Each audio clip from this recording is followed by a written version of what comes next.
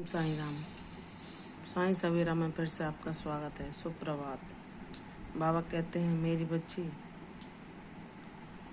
तो तू मेरी वह बहादुर बच्ची है जिसने हर संघर्ष, हर कष्ट में कभी भी मुझ पर विश्वास करना नहीं छोड़ा।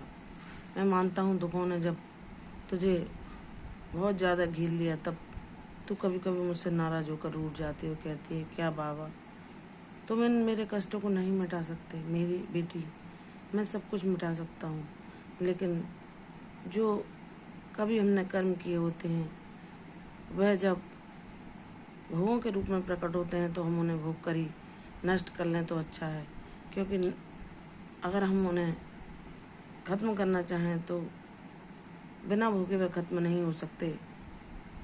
अगर तुम ईश्वर से प्रार्थना करो तो ईश्वर तुम्हें उन कुछ समय के लिए उनसे मुक्ति देकर आने वाले समय में उन्हें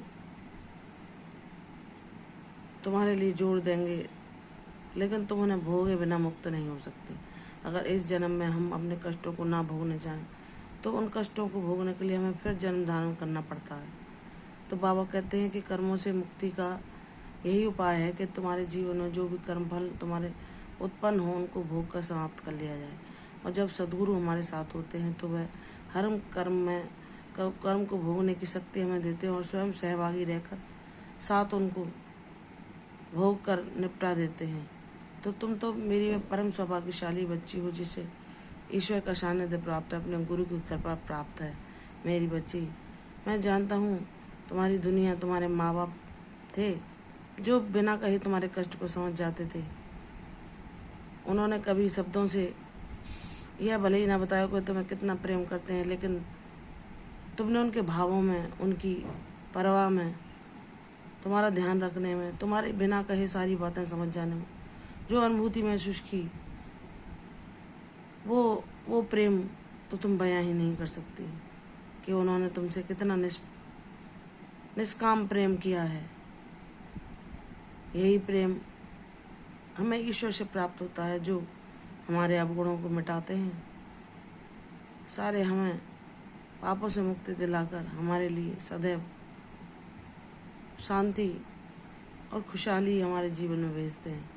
मेरी बच्ची, मैं जानता हूँ तेरा हृदय बहुत कोमल है। तू अपने माता पिता की जब स्मृति करती है तो तेरा हृदय भावों से भर जाता है और तेरे अश्रु बहने लगते हैं। नहीं मेरी बच्ची, ऐसा नहीं करना। वो जहाँ है वो शांति में है और वह तुझे आगे बढ़ते हुए देखना चाहते हैं। वह चाहते हैं कि उनकी बच्ची उनका नाम रोशन करे, वह इतनी प्रगति करे, वह सारे संघर्षों पर जीत हासिल करके ये दुनिया को दिखा दे कि बाबा ने जो उसको शक्ति दी है, जो भक्ति दी है, उसके बल पे उसने अपनी दुनिया ही बदल ली। अपनी तकदीर में जो नहीं था वह भी बाबा से मांग लिया। तो मेरी बच्ची, तू यह ना सोच कि मैं सुन नहीं रहा, मैं तेरी परिस्थितियों को देख नहीं रहा, तेरी बेबसी, तेरी लाचारी। और जब तू मुझसे यह कहती है कि बाबा इस मन पर भी मेरा बस नहीं चलता, यह मुझे इधर उधर भटकाता है, तो आपको मैंने अपना सारा जीवन सौंप दिया है। आप आके मुझे अपनी इच्छा अनुसार चलाओ, वही कर्म कराओ जो आप चाहते हो, जिस मार्ग पर चलाओ वह आपके द्वारा निर्धारित हो। मेरे जीवन में जो भी लीला हो वह आपकी हो। हे मेरे साईनाथ, मैं सच्चे हृदय से आपको समर्पण करती हूँ, क्योंकि मैं नादान हूँ। मुझे नहीं पता मेरे लिए क्या उचित है, क्या अनुचित है। और अगर मैं आपसे किसी चीज़ के लिए जिद करती हूँ और वह मेरे लिए हितकारी नहीं, तो आप मुझे नहीं देते, चाहे मैं कितना भी क्यों न रूठ जाऊँ, क्योंकि आपको पता है कि मेरा बच्चा हृदय से बहुत पवित्र है, किसी का बुरा नहीं चाहता।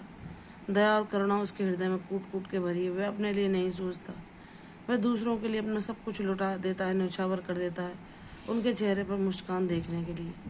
तो ऐसे प्यारे बच्चे को मैं कैसे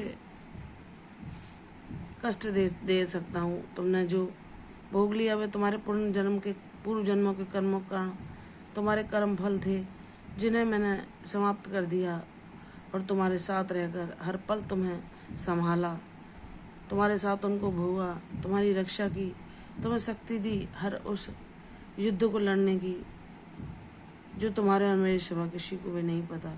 मानसिक रूप पर तुमने जो द्वंद्व लड़े, अपने स्वास्थ्य बीमारियों से जो तुम लड़े, आर्थिक समस्याओं से और भावात्मक रूप से इस दुनिया ने तुम्हें जो कष्ट पहुंचाया वह भी तुम मेरा नाम लेकर ही सह गए। तो मेरी बच्ची, मैं तुम्हारे जीवन में न्याय करूंगा। तुमने जितने कष्ट सहे हैं उतनी खुशियां मैं तेरे दामन में भर दूंगा। तू खुशियां समेटते समेटते